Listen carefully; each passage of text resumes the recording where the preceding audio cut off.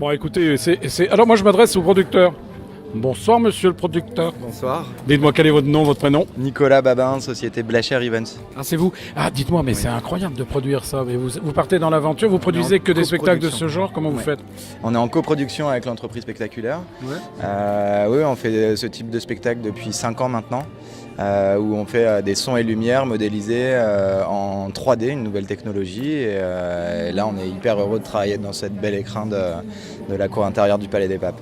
La production, ça mène à tout. Est-ce que vous avez déjà été dans le spectacle, le théâtre par exemple? Non, Non, jamais. on est friand de théâtre, mais on a produit pour l'instant uniquement des spectacles son et lumière. Ça veut dire que c'est un choix dès le départ de votre société? Ça veut dire que c'est un choix dès le départ de notre société. Ça veut dire qu'il y a une vraie volonté de faire rêver et les gens de toute génération et de magnifier des bâtiments. Mais c'est vrai qu'il y a un réel engouement du public pour ce genre de manifestation. Exactement. Je crois que ça avait commencé à Lyon il y a quelques années déjà. Hein.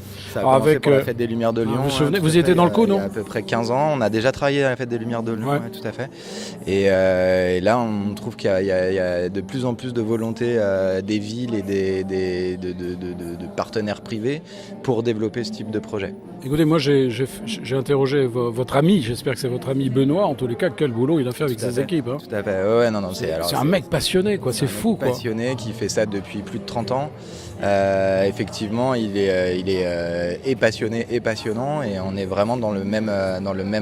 Vous êtes pareil, vous êtes dans le même truc? On est dans la même idée de pouvoir d'avoir toutes les technologies nécessaires pour faire rêver les gens. Donc, c'est-à-dire qu'on écrit.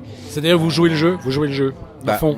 On joue le jeu, on a envie de développer de plus en plus de projets, ouais, tout à fait. Alors vous avez d'autres projets sur la France ou ailleurs? Alors là, hein, je ne pourquoi sais pas pas? si vous avez eu l'occasion, vu que vous êtes des locaux, est-ce que vous avez entendu parler de Helios Festival? Oui, on a entendu parler d'Helios Festival, oui. Helios Festival, on est AMO de la ville, c'est-à-dire qu'assistant à maîtrise d'ouvrage, et on a déterminé avec la ville les différents sites qui se prêtent autres que l'intérieur de la cour du Palais des Papes.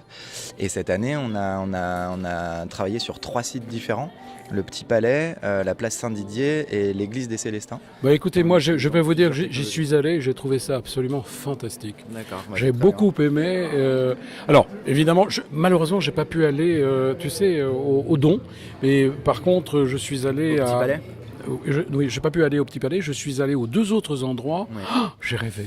Mais voilà, c'était l'idée là. C'était l'idée de proposer avec d'autres entreprises des sensations complètement différentes. Donc on a un mapping sur la place des Célestins complètement onirique, avec une beauté, et en plus de travailler cet angle droit là, c'est super intéressant. Ça met en avant la place.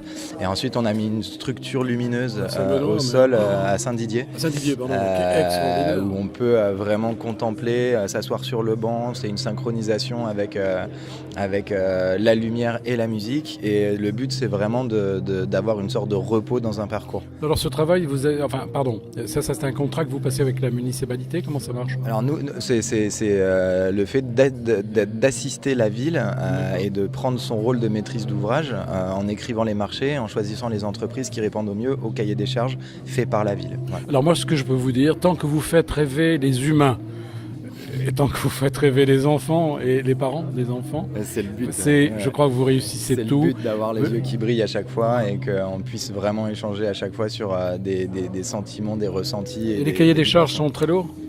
Bah, ça dépend des projets. Ouais. Ici, Faut y aller. ici c'est très lourd, mais c'est normal. Vous avez vu le lieu, il est magique et on peut pas se rater sur des projets comme ça. Bah, écoutez, félicitations en tous les cas. Merci. À vous, parce que vous avez parié sur ce lieu.